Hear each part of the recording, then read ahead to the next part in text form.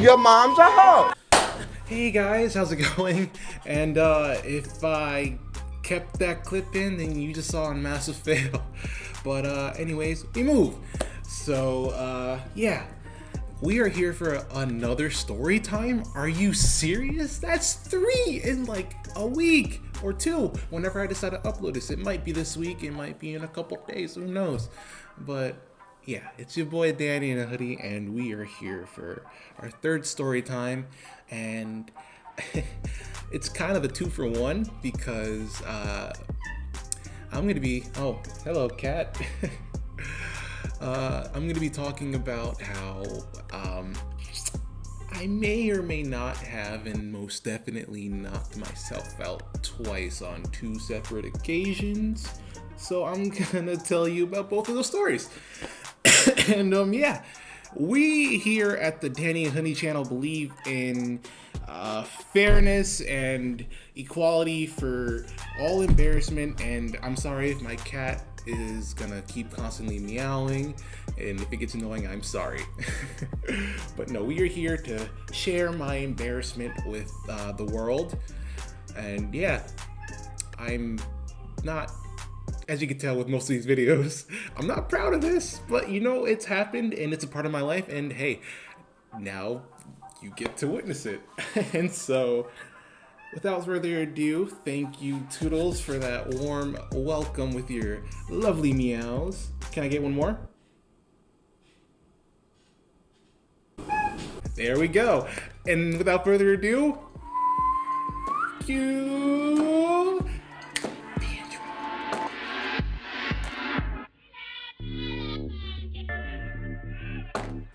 So when I was young, I lived in New York, and this story took place maybe when I was about 6 or 7. So this took place in about 2005, 2006, and I lived in upstate New York in Maybrook. I was born in Poughkeepsie. A couple years later, I moved to Maybrook, which was about 30 minutes away from the city, and I was with my mom. And we would often go to New York City because we would go visit my grandma and other relatives, but mostly my grandma, you know, the most important person in the family, the head of the table. And yeah, we would go visit her often because, you know, family forever, respect the bloodline. If you're not a wrestling fan, you want to understand that I can't speak right now. You wouldn't understand that reference. This particular day, we visited my grandma and we went to Astoria because my grandma has a community center there, and she is very involved within the community. And this was around, you know, those tall buildings that have all the you know, apartment complexes and whatnot, and I forget what they're called, but you know, it's just that I'm in that area with the buildings of apartments. And so we were walking around most of the buildings, and my grandma and mom were talking, and they walked off, but I mean, I was behind them, but they were still watching me, but they were walking off because they knew there was a playground coming up. And I had asked my mom when we first saw it if I could go play on it, and she said sure. And so I went to the playground while my mom and grandma walked off, and they were doing something, because I think we were with another person. That's why we were initially there. My mom was my grandma, and my grandma had someone there. I'm not sure who, but they were doing some business stuff. And so while they did that, my mom was accompanying my grandma. And so I feel like I said a lot of ma's in that. Jeez. And so I went to the playground, and there were like these, man, I don't know what you would call them. It's like monkey bars, but they're like spinning. So like kind of spinning monkey bars. If I could find a picture, I'll put it on screen right now. And it was something like that, but these weren't probably as accurate as the pictures. These looked like homemade in a way, and it was like red metal wheels that turned. It was the spinning monkey bar, but with its own little twist. So yeah, I wanted to try it out, and I wasn't particularly good at monkey bars. My balance is like a drunk uncle who knows he needs to stop, but you know, he just doesn't. And you guys know who I'm talking about. You know, that kind of uncle. So, but you know, like I said, there's a first time for everything, and why not try it on something that wasn't stable monkey bars that I could just try to climb across? No, it had to be the spinning ones to really test my might. And ooh, man. And also, nobody's around, and I did not want to get embarrassed if I were to mess up. And so I'm sure you know where this story's going, and of course you would if you read the title. And like I said, 6 or 7-year-old me was dedicated and ready to try and climb this new obstacle and try to swing across like Tarzan. And I climbed to the top of the platform where you could jump off and get onto the first spinning wheel, I'll call it. And so I get in position, I reach my arms out, getting ready to jump, and I leap for it. Totally missing the wheel, and bonk, right on my forehead. And yeah, as soon as I got clotheslined by the wheel, I instantly fell backwards and poop landed on the wood chipped area where the playground was resting upon. And you know, personally, how I felt about that, looking back now, like I said, if you're not a wrestling fan, you wouldn't understand this, but how I felt, like, picture the moment from WrestleMania where Jeff Hardy, he's grabbing onto the briefcase and then boom, gets speared by Edge, and the way Jeff just falls down, yeah, that's how I fell. But instead of getting speared by a Hall of Famer, I got clotheslined by spinning bar. And yeah, like I said, nobody was around. My mom, grandma, and the other lady were elsewhere, and I had to recover and hide my tears like a man, like a good 6 or 7-year-old would. And yeah, I could definitely say that my pride was definitely hurt that day. Also my forehead and back too, but we move. On to the next story.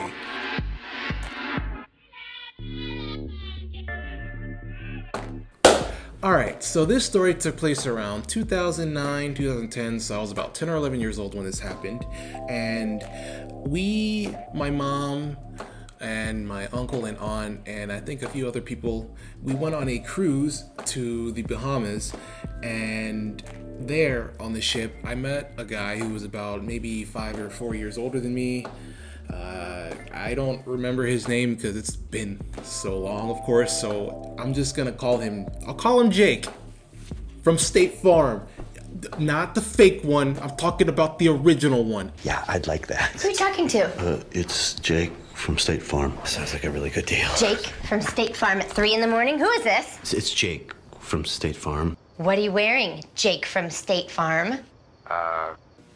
Khakis. Hey, you know who I'm talking about. OGs know who I'm talking about. Yo, what is that accent? But no, Jake, he was a really cool guy, and he kind of reminded me of like a surfer from California, with like the blondish sandy hair, and he kind of had an accent too, like that Western Cali accent, I guess. You know what I'm talking about. Hey, honey, I brought us some tangerines. This guy was selling them on the off-ramp over by the 2. Devin? And so about the fourth or fifth day, and this was like a week-long cruise, and so one of those 2 days, me and Jake went to the mini water park that was located on the top of the cruise ship, and it had, you know, pools, like a little mini wave type pool area, hot tubs, and then it had slides. And me and Jake went to the tallest one, of course, because we're men. And I think it was like a big yellow slide, and so he went first down the slide initially, and I followed suit. And so the way this slide was, it was like a pull to, you know, get extra force type of slide. It had like a bar to like you can grab on, and then like, you know, when you launch yourself, you know, get the momentum. And it was like that. And so Jake went first, and so I was waiting for him to get to the bottom of the slide because I had my hands on the bar already. And so I'm looking over and I see Jake, and then he gets out. So the lifeguard next to me tells me to go. So, all right, I have my hands on the bar. All right. And I'm going to stand up for this actually. I have my hands on the bar. All right. Jake, you're good? Okay. Lifeguard? All right. And just pretend like the bar's right here. And I pull myself and I launch, but as you see, my head didn't drop. So, poof! And so, yeah, I knocked myself out for a second time.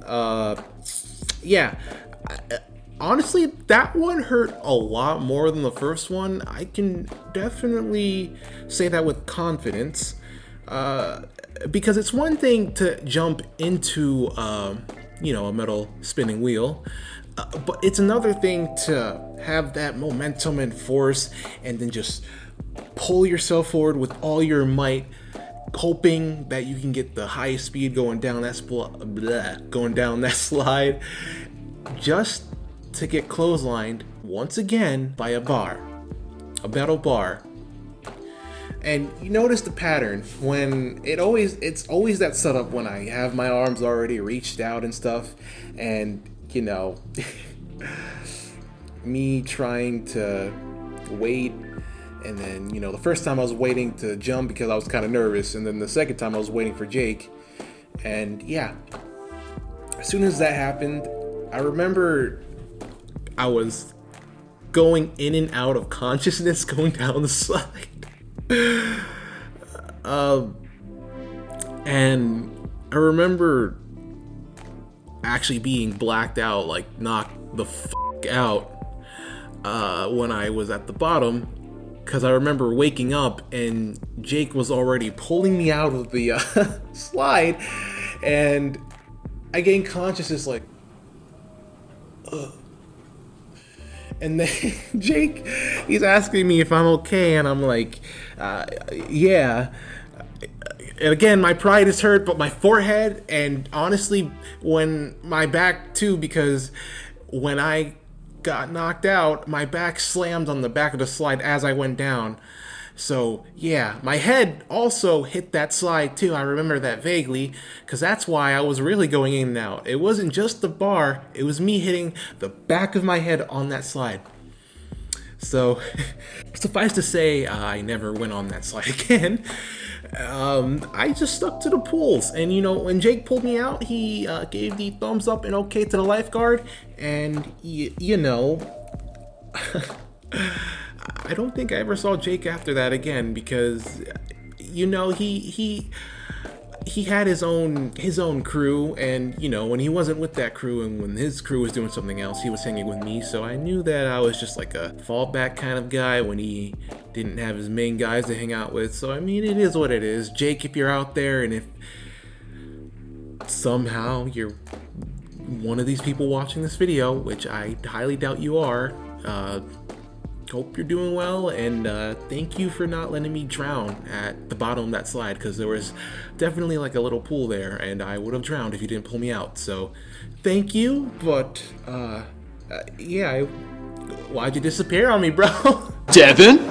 But you know, I enjoyed the rest of my cruise. And I mean, there is this one moment though, and this was like a day after the knockout, and I've had beef with seagulls since this incident, and you know, if I could, you know, sue that seagull that did this crime, I would.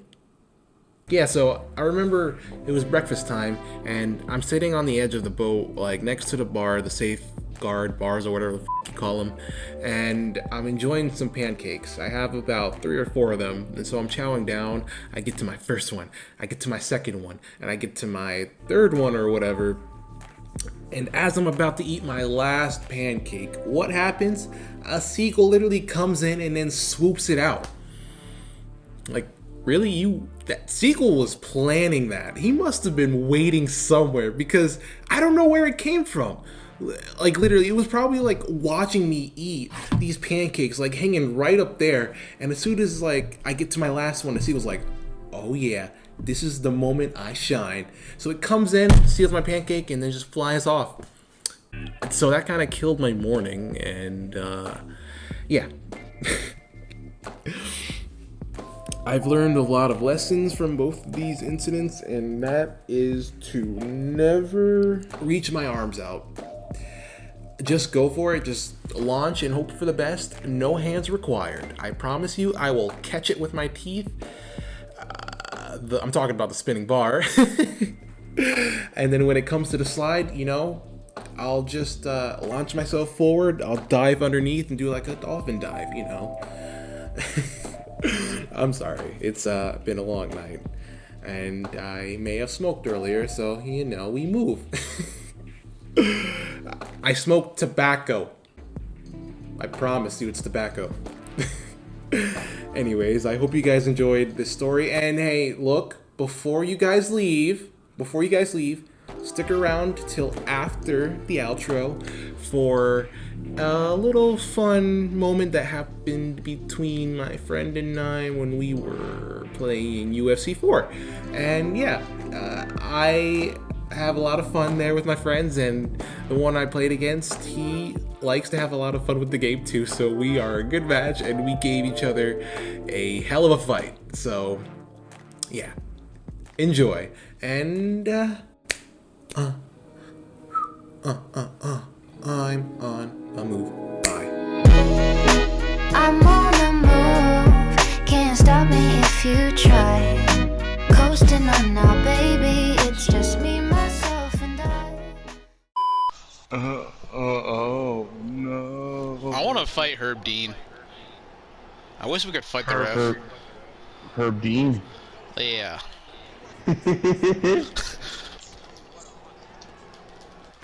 Oof. Oh my god, that's his jab. Jesus Christ. He's stinging niggas, bro. Oh my goodness. That's his jab, bro. Jesus.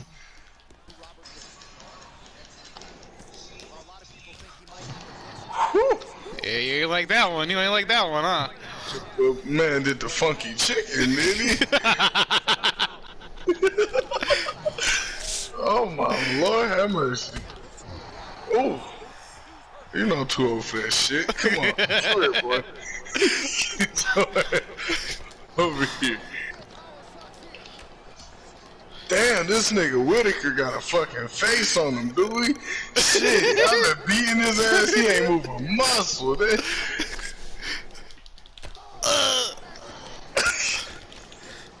know what I'm saying? My old ass can't take this shit. Y'all youngsters got it good. Ugh. Oh, oh, oh!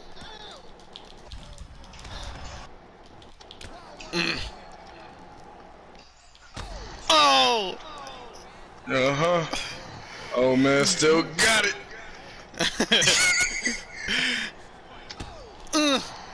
That's like, oh my god. No, you're not getting me a third time in a row with that.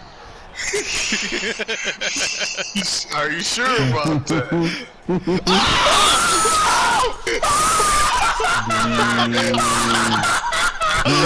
my god! Oh my god! I don't know what happened, but I know what happened. Yeah.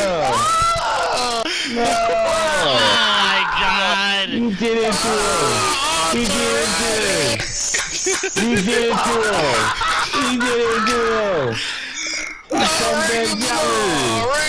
Oh, goddamn. Yeah.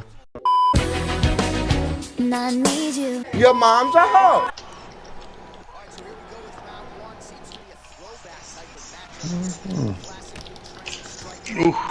I'll just keep kicking you to death. I promise you that shit. You Oh, Lord have mercy. Yes, sir! Yes, sir! Yes, sir! 27 seconds! 27 seconds!